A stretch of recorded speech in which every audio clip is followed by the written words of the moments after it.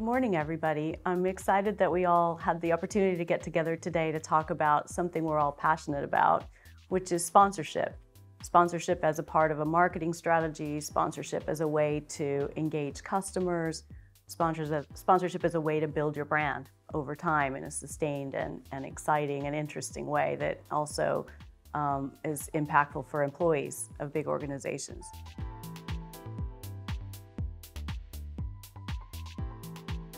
What we thought we would do is just start with a broad question of why would a brand undertake a sponsorship? It's typically a very long multi-year commitment. It's full of challenge in terms of reputational issues, and we'll talk about that more later. But it's also full of many different aspects of value. And so, Sam, I thought we would go to you first and have you kick us off. Yeah, I mean, for us at IBM, we have had some very long-term partnerships. I look after Wimbledon. We will have our 30th year there this year. For us, it's a really important part of our overall marketing mix. If you think about what IBM is as an organization, we started off making meat cutting machines. We've sort of progressed through mainframes, and we've changed who we are as a business over time, but the brand and the essence of the brand stays the same. So we use sponsorship as a way of communicating to our audience where we are from a technology point of view, how our capabilities add value, and partnerships are a really important part of doing that. So it gives us the brand platform to access the audience that's engaged in sport and particular events, as we would with Coke and FIFA or whoever. It also gives us a real opportunity to demonstrate to our clients in a live environment, this is what we're doing, this is what we're capable of doing, come and have a look, experience the sport, but also see how we're helping this location here now. And then that builds into a case study. So my job is, how can I make Wimbledon last 6 months, not 3 weeks? The value of the case study doesn't diminish over time, it actually increases in value. So it gives us an opportunity to keep on being relevant in the market and talking about what we're doing with the latest AI capabilities or digital or whatever the widget is that is of the particular flavor of the month. Good. And we've all, I think, many of us have traditionally thought of sponsorship as a way to reach consumers. But increasingly, it's becoming a way for businesses to engage other business customers. I wonder if you guys want to comment on any of those trends. It's such an important dynamic now, isn't it? I mean, if you look at the Olympics, which has always had a really interesting relationship with B2B brands, because the Olympics is like a giant joint venture.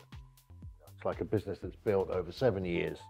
They couldn't do it without all kinds of business partners. And now that really has become a massive dynamic within the Olympic movement. But it's actually happened across sport. And in many ways, the B2B companies and what they're doing with tech are becoming the rock stars of sponsorship now. It used to be. That. Yeah, absolutely, Sam. There you go. And we talked about the IBM song, so maybe we could. I mean, it really is really interesting how, they had the Olympic opening ceremony earlier this year, and what was the star of the show? It was the Intel drones, that created a light show. So there's a really, fantastic new dynamic coming along. And in many ways, they've upped the bar for the consumer brands now. What can you do? So different to what it used to be. In the early days of sponsorship, it was all about consumer brands, and now the balance has really shifted. I think that's right. But on the consumer side of things, we see a whole bunch of change happening in terms of the channels that we can use to reach audiences. Felicity, you want to talk about how that's evolved in football? Sure, yeah. I suppose from a rights holder perspective, football maybe being a good case study because of the profile of the sport globally. Sponsorship's traditionally been seen as a great revenue generator for any rights holder. Certainly is that. It's also a good profile maker. If you've got a good brand aligned with your brand, whether that's a sponsor or a rights holder, that's also very beneficial for both parties. But if you look into football, and let's talk about the Premier League in particular, the Premier League and the clubs within it are talking about huge, vast sums of money every day, whether that's what they pay players, whether that's how much they make on the gate, how much they make through broadcast revenue. And so sponsorship is a very important, but an increasingly smaller part in terms of revenue of what those football clubs are gleaning each year and each season. And so what I think most clubs are doing now is using those sponsors as marketing partners, using them as a way to reach new markets, reach new consumers, because they actually don't have the resource or in fact the inclination to do it themselves. If you think about a club, Arsenal or West Ham, where I've previously been, they are clubs that seat 60,000 people in London.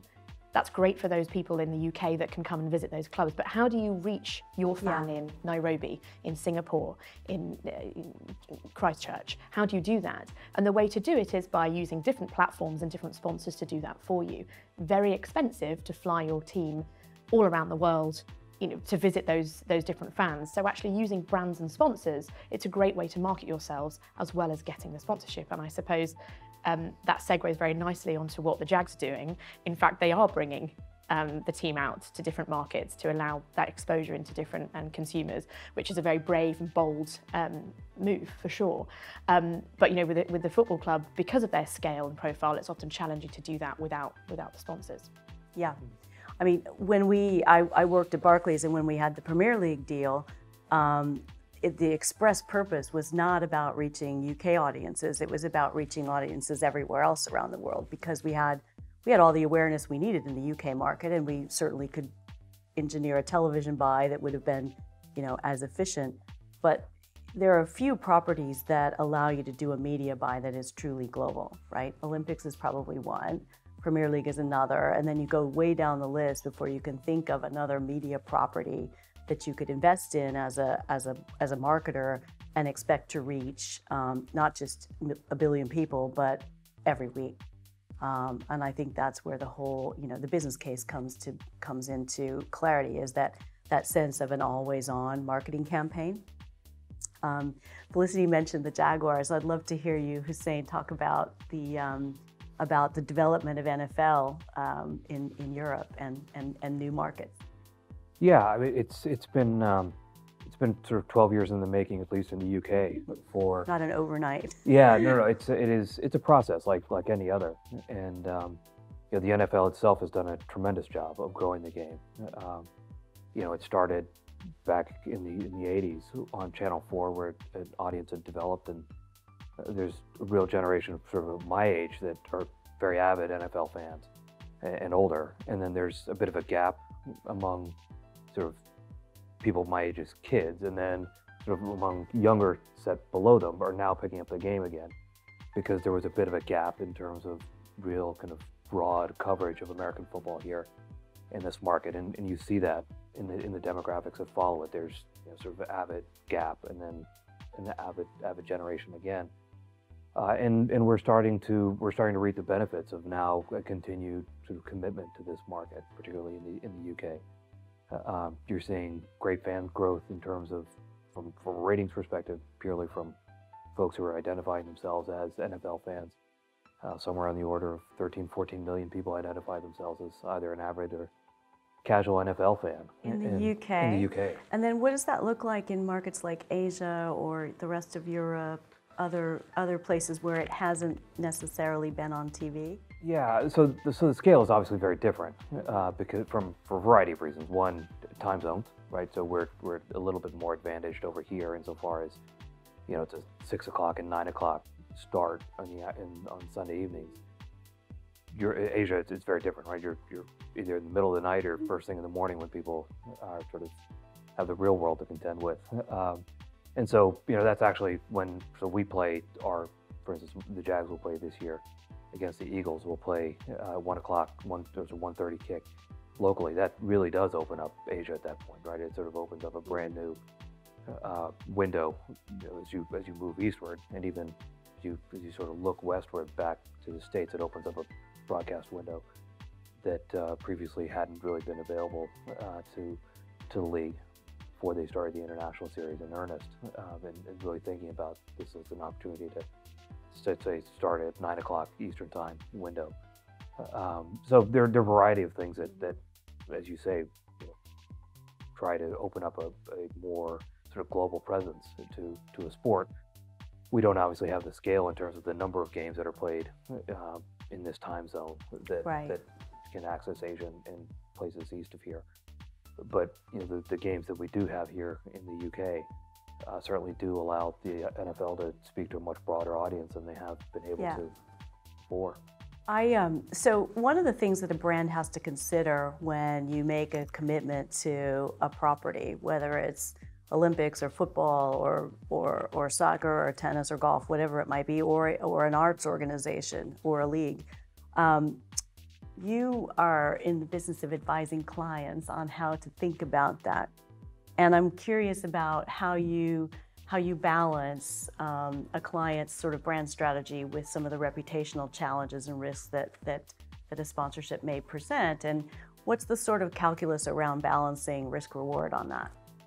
Yeah, it's a good question. I think we heavily audit properties when going into initial discussions with them, even before announcing that approach to a client. The brief is set by that client in terms of what they want to achieve from that property, I guess. And then you need to put all the rigor in up front to understand firstly what you're going to take out of it, but also what the potential risks are further down the line in terms of potential reputational things that you'll need to either manage or sort of negate and walk away from at any point. Ultimately, you can plan for everything, and we do, particularly around big sporting occasions, take the World Cup. For Budweiser, we do a sort of dry run in the lead up in terms of all the eventualities, outcomes, things that could happen within that 6-8 week window when the World Cup starts and sort of finishes, and the bridge between those things. So we have things in place to negate once someone's in a sponsorship, and run sort of those risk analysis pieces, I guess. But up front, I mean, ultimately you can sort of evaluate and do analysis on every sort of outcome that you can possibly think of, but there's something that might come out of left field and really catch you by surprise, and those things have happened. And ultimately you're dealing with just individuals throughout every organization who have their own opinions, who have their own agendas, who have their own sort of viewpoint on the world and how the world's affecting them and they're affecting the world. So ultimately you're dealing with what anyone could say at any point or time, and it's very difficult to sort of I guess negate all of the risks that could possibly come out of it. It's an interesting quantum, isn't it? I just did some work with a client who's about to go into a music sponsorship. I can't talk about it today, but watch this space. Actually, there was sort of choice in the end between a sport and music. And the reason they went into music actually was because there was more risk. And the quantum was actually because there's more risk, there's more interest. Because it will be quite more surprising. Edge. Yeah, more edge, because they will be quite surprising in terms of the fact that they're doing it, but actually they're quite a well-known brand within music organically already. They're kind of referenced, so on.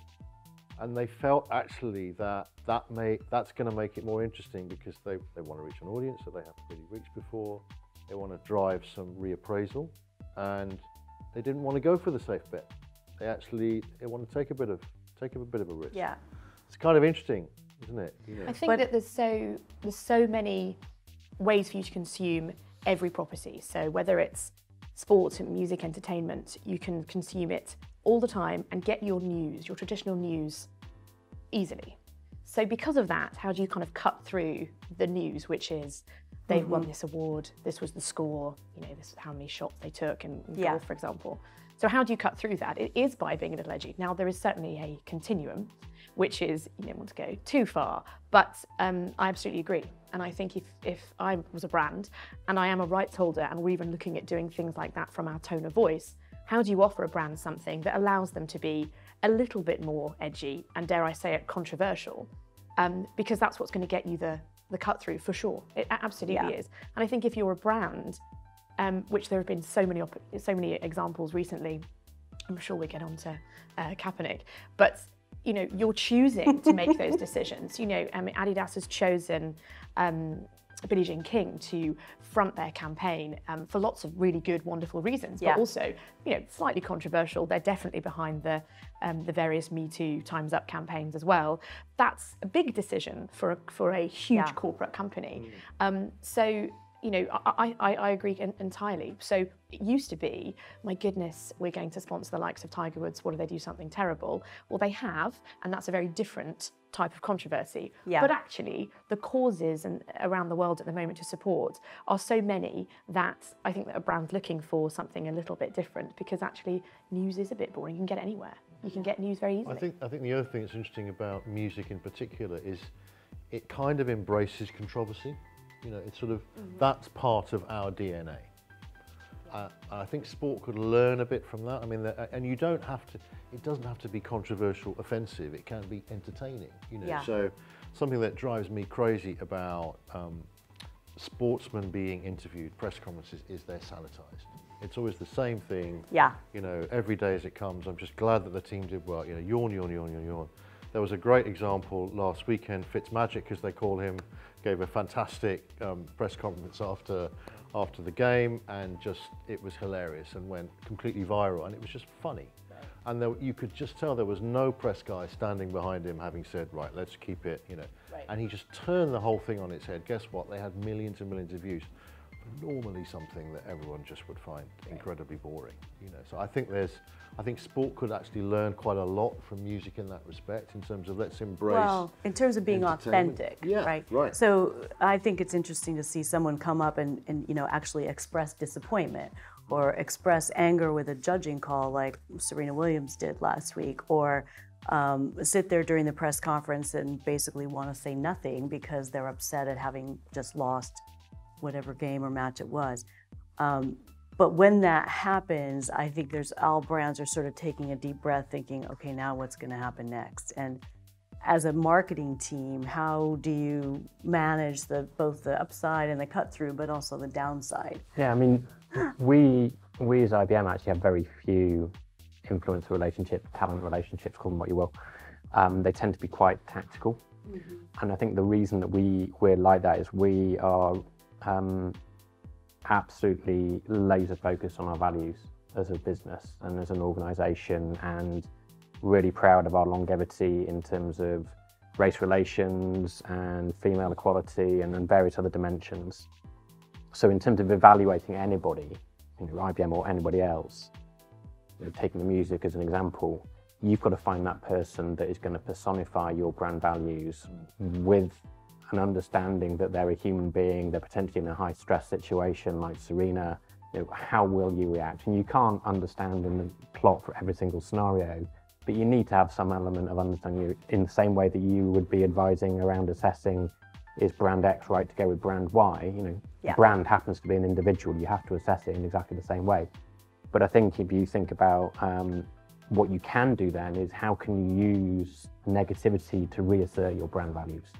So if you take drugs in sport as an example, of which there have been some recently, you know, taking a stance as a sponsor and saying, no, that's a line that's been crossed and that does not meet with our brand values, you can actually turn that around to a complete positive from your perspective, because you say, this is us, this is who we are, that no longer represents us as an organization, and we're out.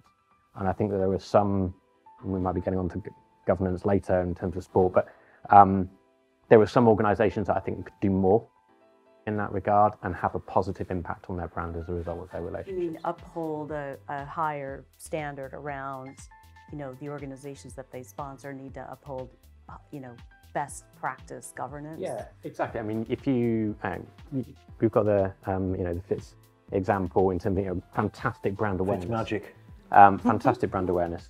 And, you know, great stuff, but you could equally, you know, if you're in a situation where, you know, athletics has been through some issues, cycling has been through some issues, football's been through some issues, you know, you can just keep on going, you know, and there are separate point around why those have happened, but nonetheless, if you look at how many brands stepped out sponsorship, long-term sponsorship relationships with those organizations, actually not that many.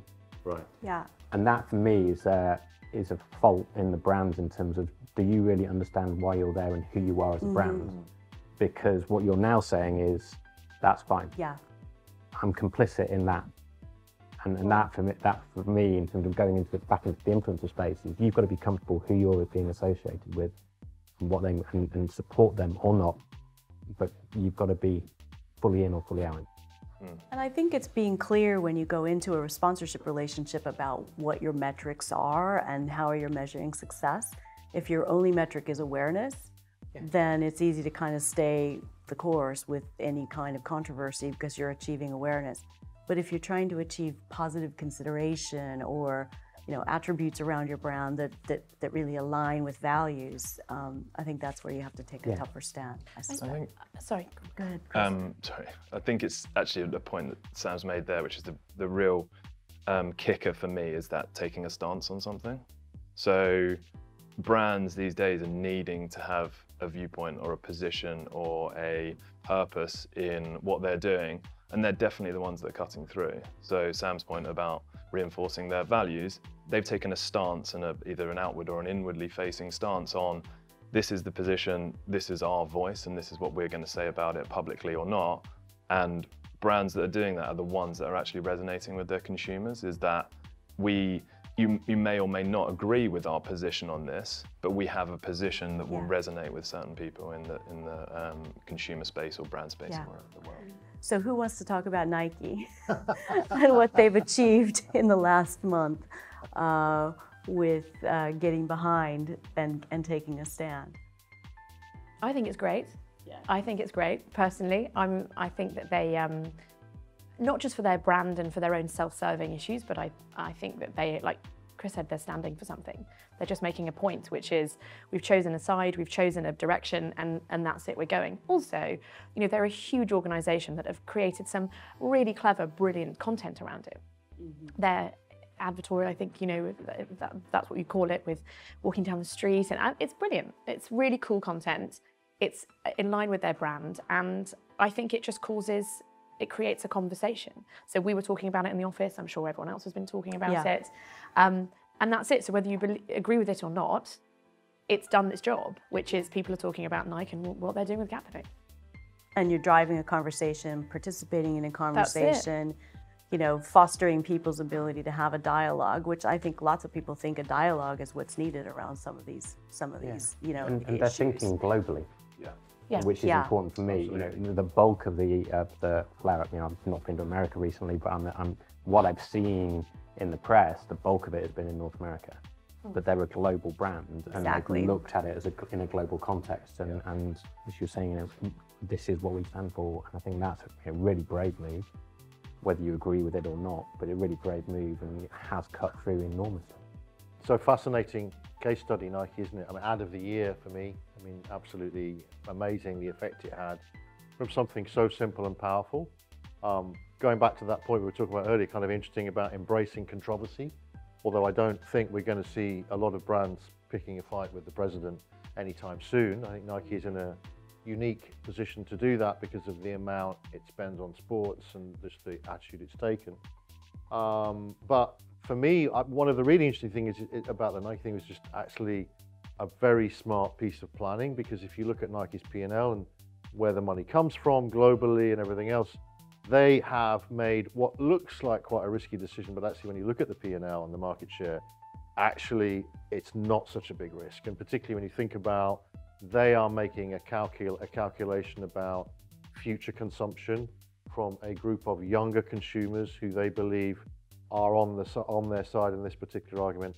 That's pretty smart as well. So but I do think it's the ad of the year. Yeah. Discuss.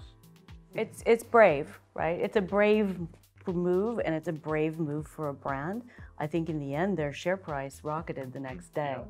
But I am curious at others' perspectives around this, because it has been a long-running conversation, Hussain. Well, look, I think ultimately the consumer is king, and the consumer has spoken in the Nike context. Their online sales, I think, went up 31% in the immediate sort of aftermath of that decision. They've taken a decision that I think you're quite right is clearly resonated with a group of people with whom they wanted to have a conversation. The people who have decided, at least in the States, to burn their product. It's already paid for at that point, so it's neither here nor there to Nike, I presume. And a lot of that stuff looked pretty old, so it was time for replacement anyway. But so I think Nike seems to have, at least in the short term, seem to have won that conversation. I think look, obviously the issues that Colin's decision were predicated on in terms of what it is he's protesting are really critical issues that are facing the United States and are very much worth discussing and really are important, critical decisions at the very fiber of who we are as an American, we are as a country.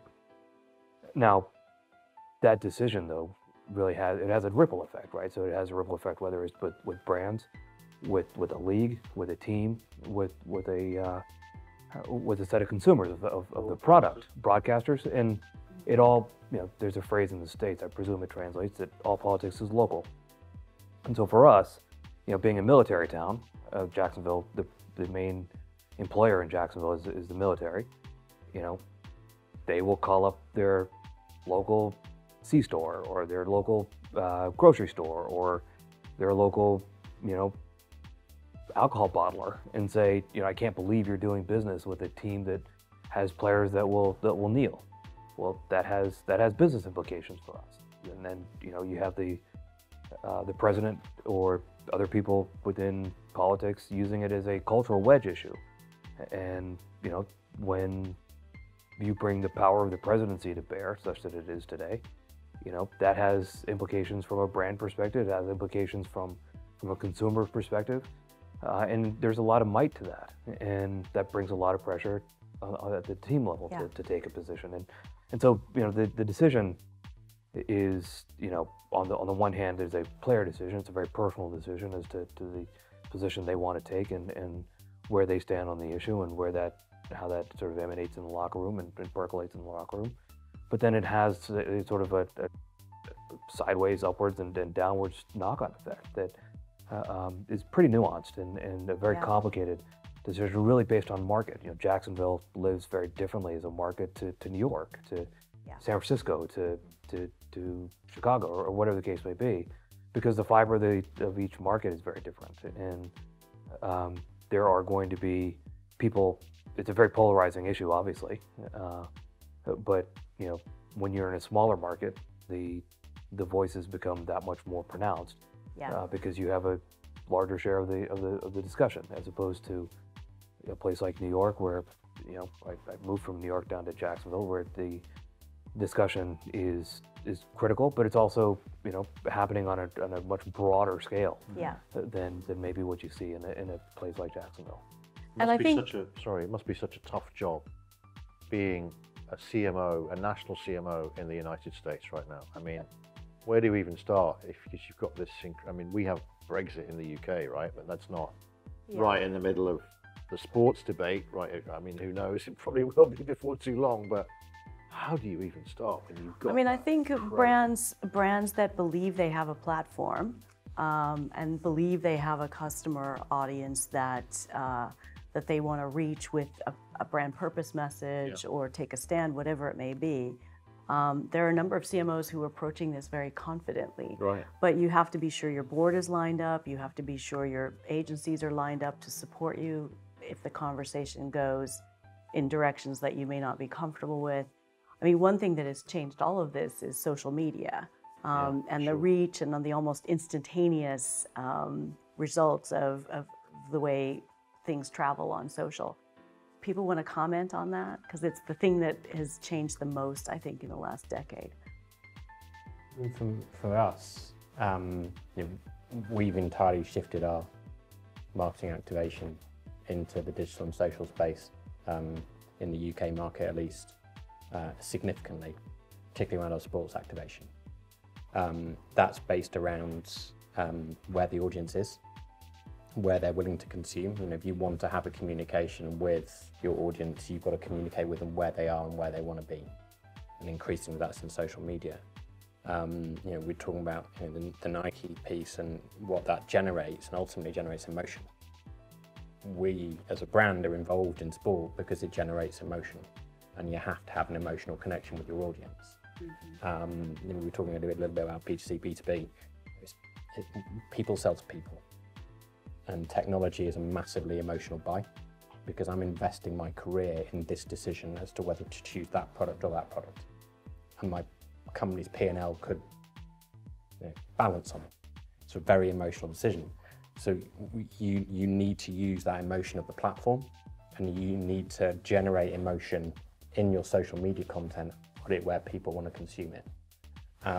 So, you know, if you're not focused on that as a brand, I'm not sure what you've been doing for the last wee while, but you know, you certainly don't get involved in sports sponsorship, because that's where your cut through is. But it generates a completely different way of thinking about how you create your content. What's of value in the moment? Because, you know, I don't know what the latest number is, but you've got somewhere between 4 and 6 seconds to make an impact. And I've got to communicate an AI message while somebody's watching tennis in 6 seconds and get them to engage. That's the challenge, which is not a simple one to answer, but that nonetheless, that's what we have to try and do. Yeah. And so yeah, it's absolutely fundamental to what we do. What are you guys seeing out there that you think is really innovative in this world of the 6-second message? I've seen, I think it's really difficult, is the first thing I'd say in terms of social media. As a rights holder, and particularly as somebody that's starting to grow their brand and as a new entrant into the market, it's really difficult, because you can, as I said previously, you know, you can get your news, scores, updates anywhere. Whether you should be paying for it or you're not, and you're getting it a different way, you can. So you're constantly trying to think of something that's cool and different and edgy to get people's attention. One thing I've seen, which actually is a longer form piece of content that's then been distilled, is the Carlsberg cabin, where they have created this bar out of powered by a waterfall. It's really cool, and it's about living the Danish way, and it's all about their brand values, and it's really good. And they've then distilled that into 30-second clips. I think esteemed agency colleague over there will tell me if I'm saying this wrong, but you know, it's fantastic. And it actually, you watch it, it's something completely different. It's sort of aligned with their brand, but with totally different messaging, and it really gets, you know, it's topical because everyone's into the environment and everyone knows they need to look after not only the planet but themselves. It's a great piece of different content, obviously extremely expensive. You know, they've done very well and spent some money and time behind it, but it absolutely has got some cut through. Because when you think about Carlsberg, traditionally you think of blokes in a pub or blokes at football drinking a Carlsberg beer, and now this is a culturally diverse group of people building a cabin in the woods powered by a waterfall that you can stay in with Airbnb. I mean, like, totally cool, totally different. And It's a long way from Anfield. Yeah, but it is. But I think it's really, really difficult, you know, particularly when if you're not a huge brand or a huge rights holder, or even if you are, you know, it's a lot of money to spend behind your post so that people see you as much as you possibly can while creating something that looks good, you know. And, you know, I want the thumb stopping moment that we talk about all the time as you're flicking through. Why would you stop at something versus something else, you know? And arguably you've got some cool things to talk about. You know, AI is awesome, how exciting. We're an up and coming tennis product. We've got some exciting things to talk about, but a lot of tennis out there. So what makes us different from what's happening at the US Open or what's happening at the Aussie Open? And that it's actually finding your voice. So I think it's really challenging, actually. I think it's going to keep evolving, and all of these platforms change constantly. One thing's important one day and then not the other. You know, it's just, you need to just keep your eye on it, I guess. You know? So this is the difficulty. I think you're completely right, for sure. Social and digital and platforms in that ecosystem have huge opportunity from a targeting, from a sophisticated communication, to very different groups of people. And there's this classification of your Gen Z, your millennial, you're part of this catch-all that actually catches everyone, but actually delves into no one, in essence, because you're talking to millennials who are from sort of 21 to 35 or whatever your definition of that age range is.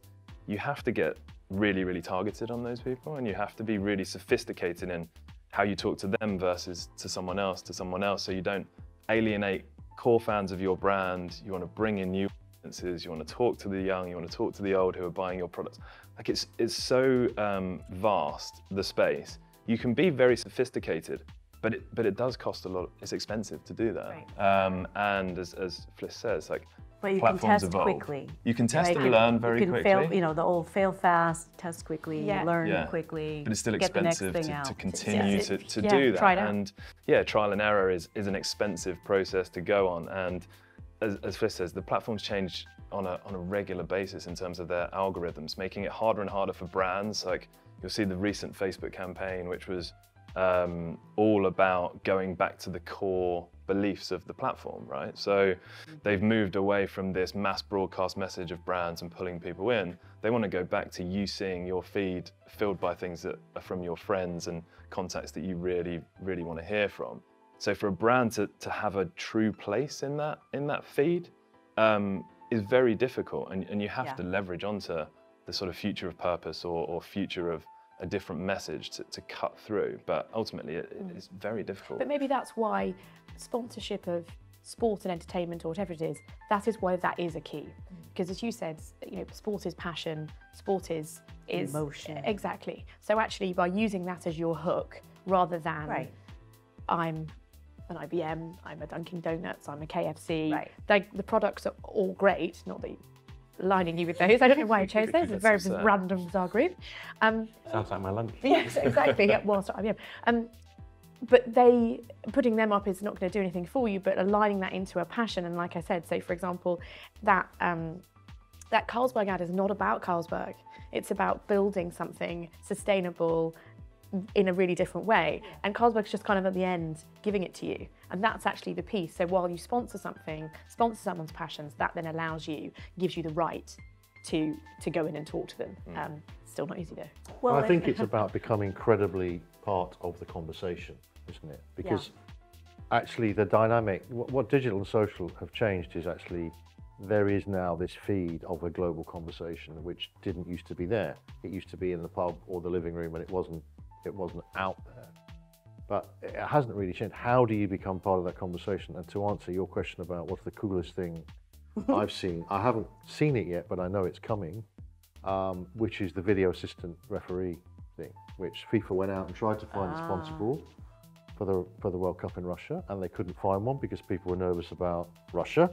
They were nervous about video assistant referee. But there'll be a lot of CMOs out there who were thinking, I wish I'd done it, because it was brilliant.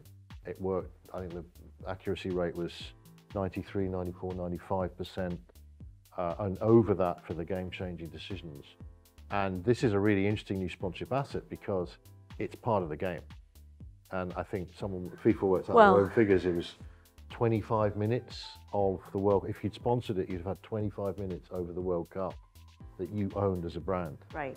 And if your brand stood for truth, for example, that would be brilliant. Absolutely. Now, that again, so interesting because any brand that does that is going to have to embrace controversy, because by definition, any decision that a referee makes, even if it's right, is going to really hack off one set of fans if it changed the game. But I think that actually we could be seeing a really interesting, probably the most interesting new sponsorship asset that's been created for years and years and years, because it's part of the game. It's not part of it's not an ad that interrupts you at half time. It's not an LED board sitting on the sidelines. This is actually part of the game. Really, these guys figured it out a long time ago. Right? I mean, they're part of the replay tennis to the fiber. I think you mentioned on it there, and you touched on it, authenticity and being part of the conversation. So I'd be interested to hear your perspective in terms of as a rights holder, because if I look at the social media handle of IBM in the UK, I know what the number is. It's not desperately big. It's not small, but it's not desperately big. Yours is huge, though. I mean, mine personally, obviously, but if I look at the Jaguars, I would guarantee that the social following you've got is bigger than mine. One of the reasons I would as a brand get involved is because we want access to that audience, as do all of your other brand partners. But how do you deliver something which is firstly and foremost authentic Jaguars, and then secondly authentic brand partner, without clouding that entire set of communication and making it valueless to your fans? And that's a really difficult balance that you have to. I mean, so I think there are a couple of things. One, I think one of the biggest challenges we have faced as we sort of long in the tooth at this point, is you sort of look at the landscape of how social media has evolved. On the one hand, it's been amazing because it gives the fan a voice that they had never had. It gives sort of Joe Public a voice that they had never had, if you look at sort of 10 years ago. And creates community around individuals and games. But it also, it forces, even in the 4 to 6 second context, it forces the brand or the rights holder, I think, to be patient. with understanding just how big a voice that actually represents, particularly in whether it's negative or positive, right? You certainly don't want to react or overreact one way or the other to a set of data that is very noisy, right? Social media data is very, very noisy, and you just don't necessarily know immediately how the level to which it represents. So Facebook obviously did a major shift because it was facing some fairly catastrophic consequences otherwise. You obviously don't want to get to that stage where you're one way or the other. Now, from a sort of getting involved in the conversation perspective, for us, you're exactly right. What you don't want to do is be perceived as butting in inauthentically and sort of trying to insert an IBM message or fill-in-the-blank message where no one is sort of interested in hearing from the Jags or IBM in the conversation. But what we've done is really try to figure out, we've gone sort of the more advertorial kind of route where we are trying to figure out how do we express your goals through products that we can deliver in a pretty interesting way. So we did something with a company it's a U.S. company called Web.com. They're sort of they focus on, they're basically GoDaddy for small business, but they have a much larger suite of services. And so they were looking to really change things around in Jacksonville with their sponsorship. So we did what was called the Small Business Breakthrough. And we basically developed a program for them to do a business makeover for small business in Jacksonville. And we did, I think you guys call it Shark Tank, right?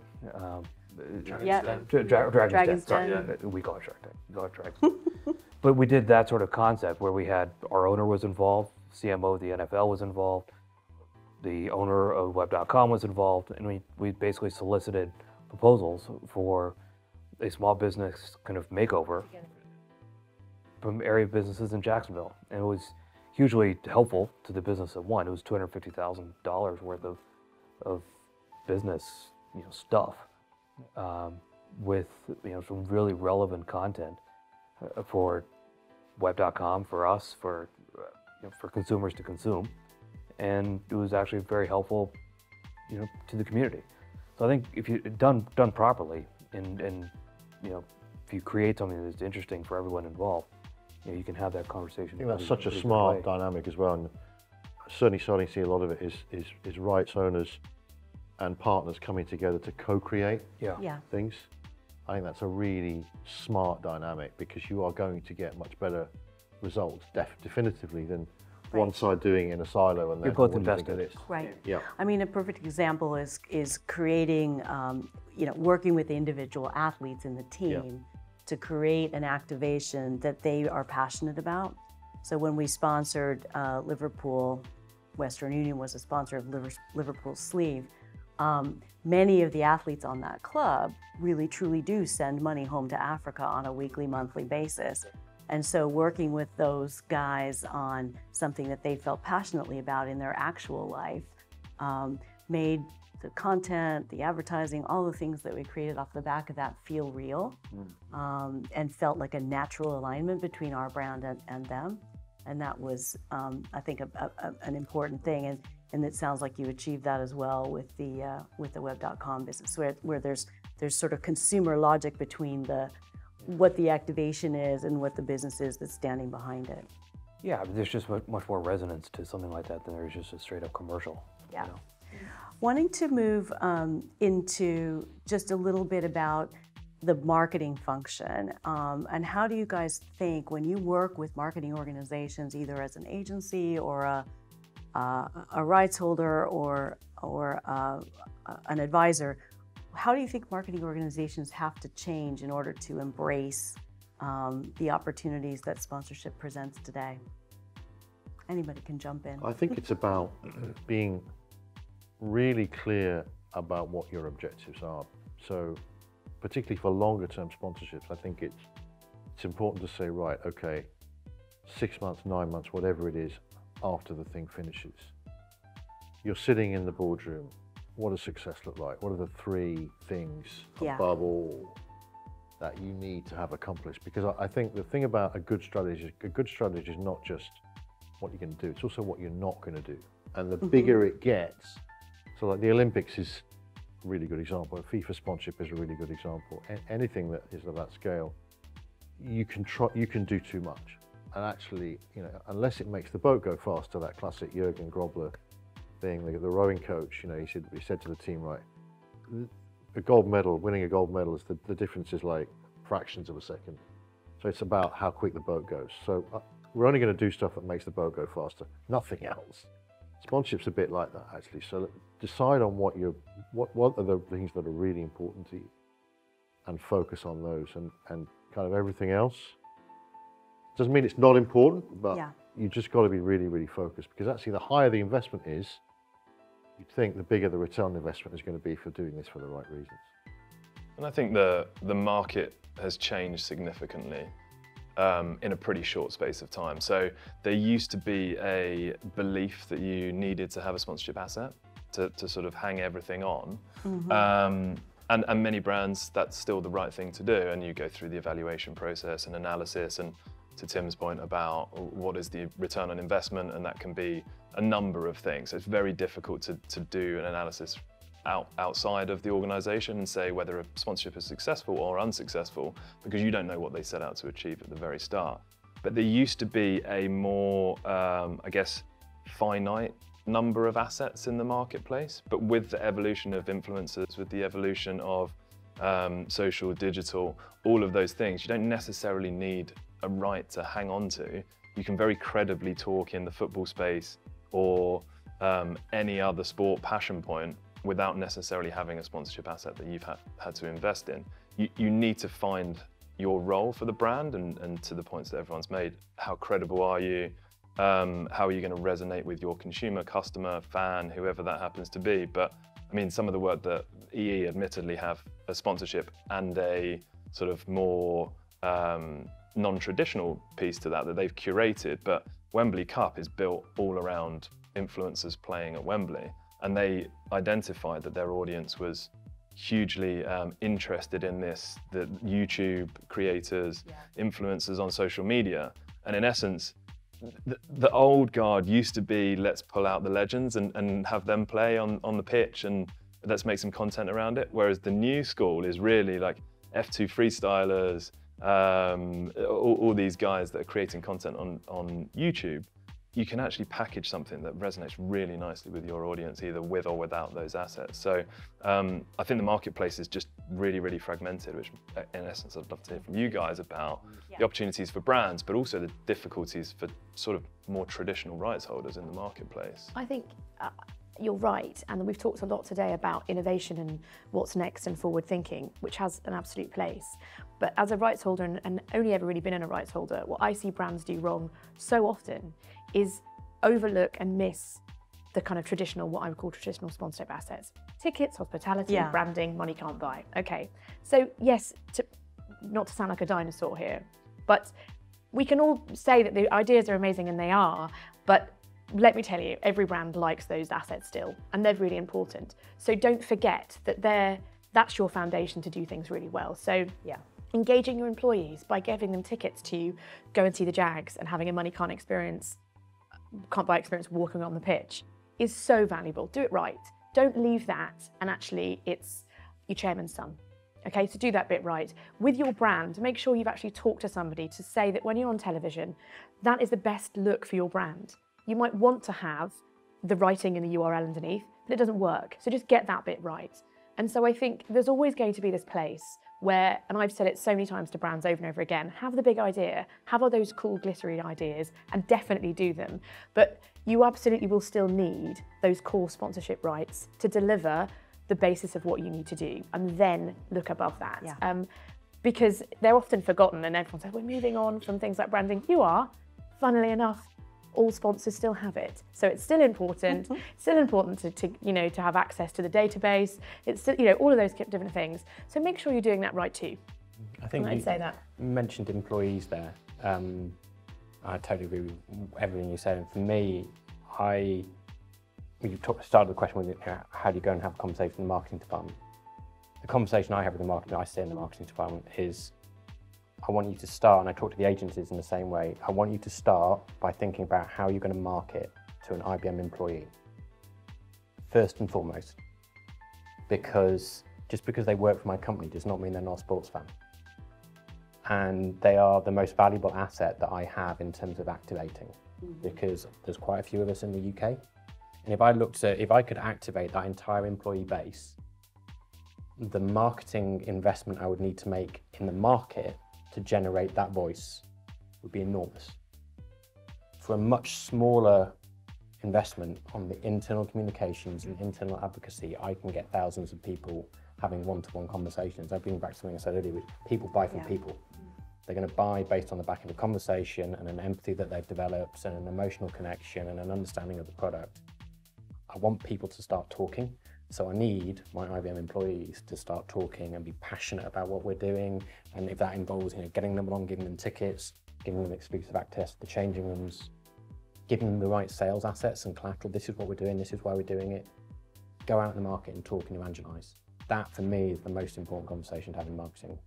The rest, I'm not saying the rest of it doesn't happen, and we absolutely do the brand programs and the rest of it, but it starts with IBM employee. I think it's really interesting that, because if you boil it down to its essentials, sponsorship's really about 3 areas. It's about doing something with your brand, finessing your brand. It's about business, sales, market share, but it's also that employee piece, which doesn't actually get talked about, written about, I think, enough, because it can be huge. One of the reasons, for example, I think that women's sports is really going to grow is because there are so many businesses who have very large number of women among their workforce, and yet their sponsorship and their marketing doesn't reflect that.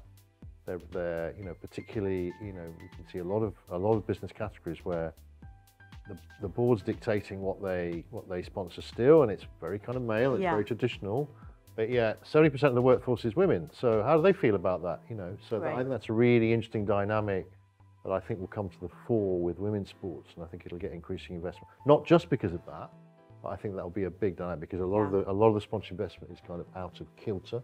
But as you're saying, how would our workforce feel about this if we did it? Well, and thinking through hospitality, not just from the perspective of who, which guys want to go to which match, but also are there arts activities, are there cultural things, are there other wider sets of opportunities to develop that female side of both your employee base, but also your customer base, right? Yeah. And women like sport too. Yes, exactly. They do like sport too, not just cultural things. But what I found. I'll be honest. Oh, really? Tell me more.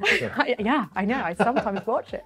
And women have children, and women have friends, and exactly. So I think the other thing that I would say about sponsorship strategies in general is don't try to find one sponsorship that's going to do every marketing job for you. Look for a portfolio of different activities, some big, some small, that are going to reach all the audiences you're trying to reach. Because there's very rarely going to be any one thing that every customer is interested in, just by definition, except Wimbledon. Absolutely. Obviously. So we've talked a lot about activations and what can the brand do to make the most of the investment they've made in the rights. And we've mentioned the importance of back to basics and making sure you not forget the fact that a lot of this is just executing on the ground. But I'm also curious to hear about some of the more creative, edgy, innovative, tech-enabled things that you guys are seeing out there. Both ones that are crazy, but also ones that seem to work really well. Thoughts? So yeah, I was at an event yesterday where this was being talked about in terms of technology, innovation and sport. And sometimes I work for a technology innovation company, and I sometimes struggle with the word innovation because it can mean many, many things to many different people.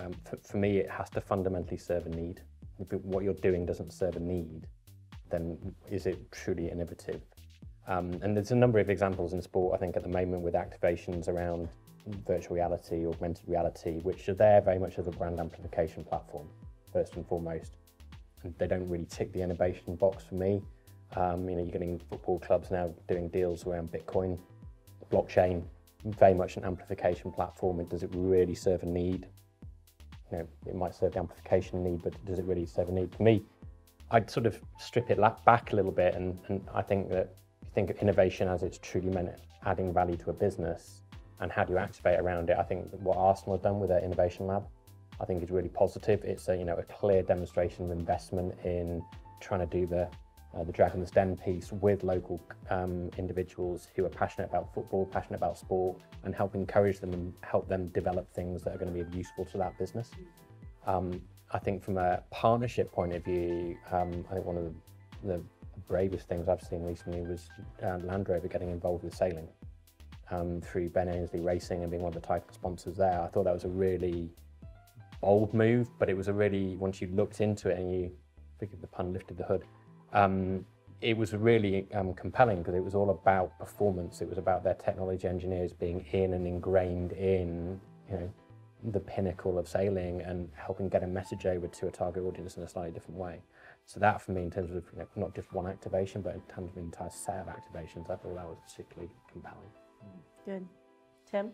I'm going to do one again, which I haven't seen yet, but I think is coming. It's very cool. So I ran a workshop for a client out in Silicon Valley to talk about just this sort of stuff, and the idea was how could we create something new and quite interesting. And we started off actually talking about the Paralympics, but we started talking about the Paralympics, and the business, who shall be nameless, who was hosting said workshop, got very animated at the idea of augmented athletes.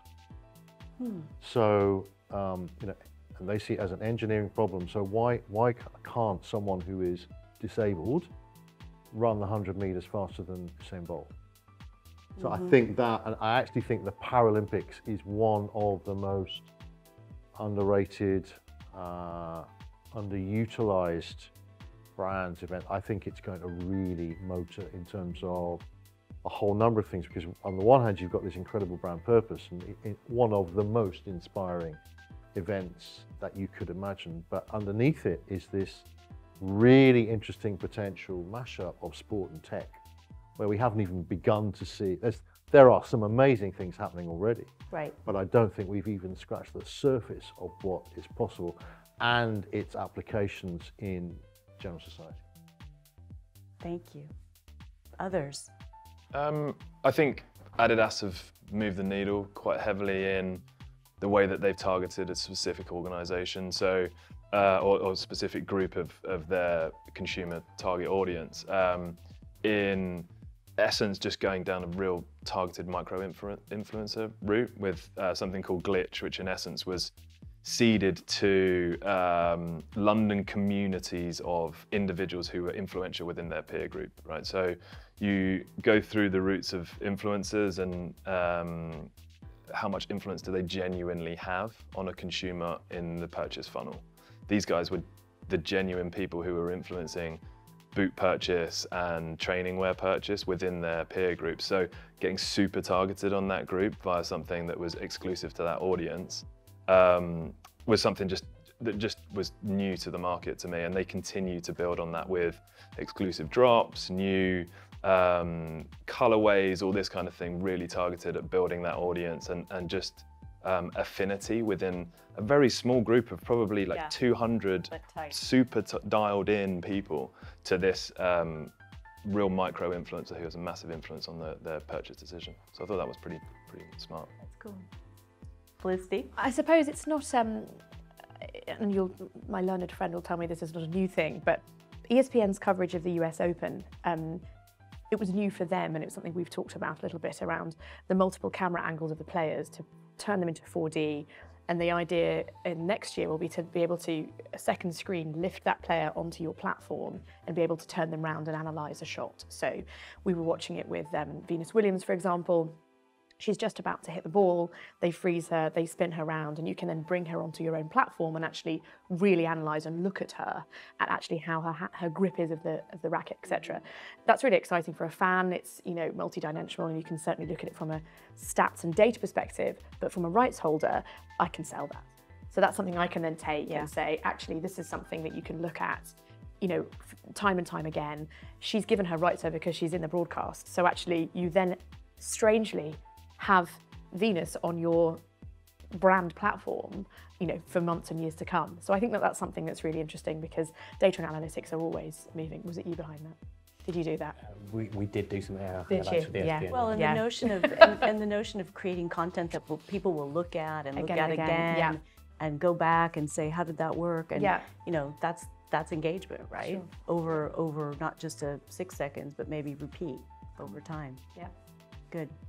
Other stuff that people want to chime in? Yeah, I mean, even from a just pure sort of agnostic to the brand, but from a technological perspective, you know, what GPS will enable for fans to be able to look at. We're struggling as a sport in some respects from a health and safety perspective on how much information do you want to give out. And you know, we're a unionized sport, so we also have to sort of get consent from the players in terms of what is the sort of information they want out there. Whether from heart rate, do you ultimately want that to be used against a player, or from a player's perspective, could that be used against me?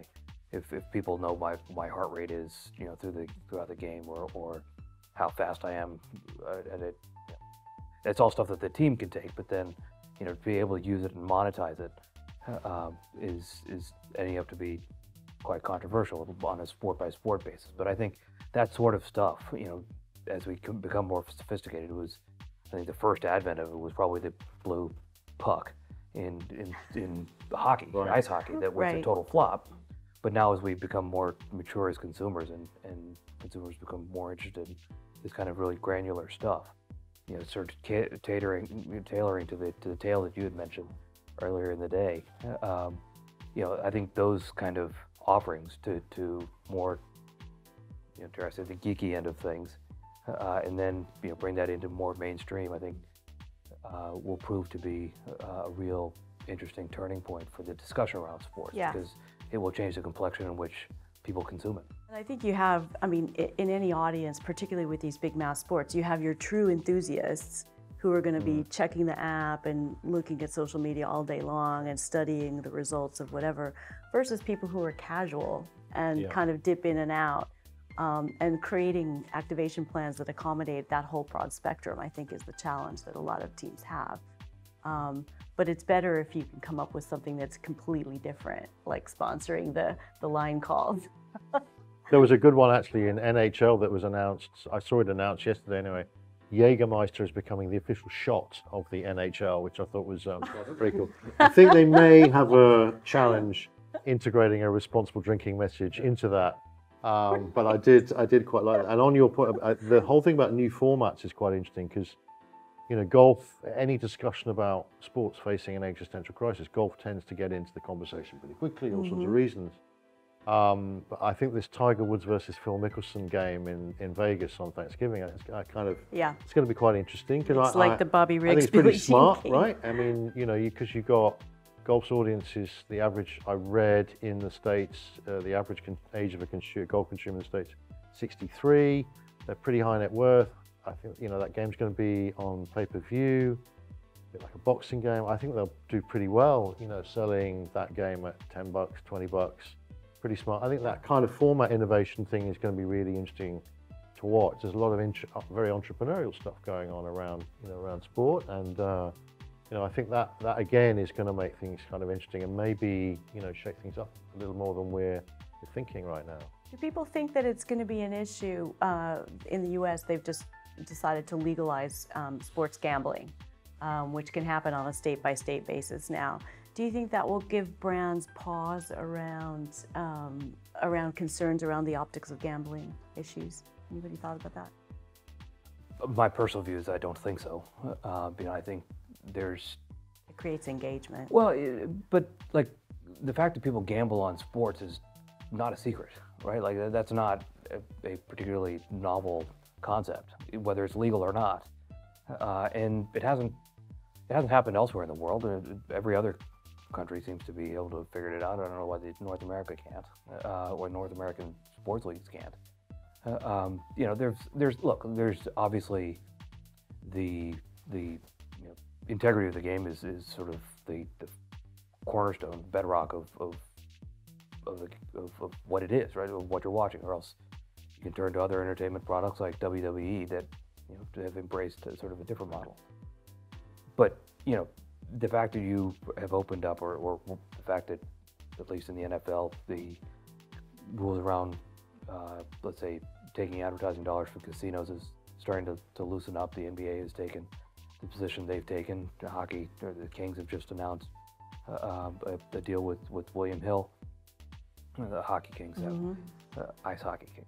And you know, that obviously now the floodgates, I guess, will open as brands or the leagues become more comfortable with it. But from a North America, again, I'm speaking as Hussain, not a representative of the Jags, I suppose, in this context. But yeah, I don't necessarily see it as an undue influence or why other brands would be, particularly if you do it responsibly, right? I mean, it certainly didn't happen. It'll be when FanDuel and DraftKings were part of it. Or I guess the argument is that they're not really gambling outfits, but yeah, I agree entirely that I think there is a place for gambling bookies of all types within lots of sports, and as you say, it doesn't necessarily change the behaviour of a fan or a consumer. And if you look at the gambling space within this market and what it does with football, particularly lower league clubs and lower level clubs, it's a huge financial support to those clubs. You cannot get away with it, it really is. And if gambling wasn't allowed within the football infrastructure in this country, there would be some issues, absolutely. And so I think, contrary to it being a deterrent or an issue for the American leagues, I actually think it may be a support to the lower leagues and to the lower clubs financially. So those that need some support, brands that want exposure, and to be honest, a lot of the time that's what the gambling companies want, not always, but in a lot of the cases, it would then give them a bit more support that they may not be able to get from a traditional brand. And so I think actually it may help those leagues, similar to how it has done here. I think we've got to remember that we have been through this before. We went through it when smoking was deemed to be not acceptable from a sponsorship perspective. There was a heavy investment of smoking brands in tobacco brands in Formula One, in snooker, and both of them survived. They changed their sponsorship portfolio. New people have come in. We'll go through it again with gambling, I'm sure. We may well go through it at some point with drinking. But the thing for me around betting is integrity. If you question the integrity of the sport, you question the product, and that has a material impact on brand value. So I know working with Wimbledon and the Tennis Integrity Unit quite directly, because we provide data to organisations through what we do, how much focus is put on that and how much effort is put onto that. And I think any business that goes into working with betting brands needs to have a very, very clear focus on how to address that challenge that may come at some point down the line, and be seen to be part of that, and maybe make that indeed part of the activation. But it's absolutely paramount to do the two things together. Completely agree with that. I think the other thing for the American leagues to think about is the user experience. I mean, if you take Premier League as a good example, you do feel like you're being beaten over the head with gambling ads, because they're around the pitch, they're on the shirts, they're in the ad breaks, and we don't have as many ad breaks here as you guys do. So I think that, and it does feel sometimes very pervasive. Now, I'm someone who likes to bet, and even I feel it. I mean, imagine if you don't like a bet, and you kind of, and the media are really getting attached onto this, government's getting attached onto this. So I think for a rights holder thinking about it, how does my brand get consumed, get perceived? I think football's gone too far, and that there's too much of a share of voice from the gambling brands, which is not to say there's anything wrong with gambling. I just think from a brand marketing point of view, it looks like they're owned now by that industry, and I don't think that's a good look. So this has been super interesting. Thank you, everybody, for all of your candor and your insights and your wise advice to other brand owners and rights holders, and et cetera. And I'm looking forward to seeing what you guys all do in the marketplace soon, especially these new things we haven't seen yet. Thank you. Great, thank you. Thank you.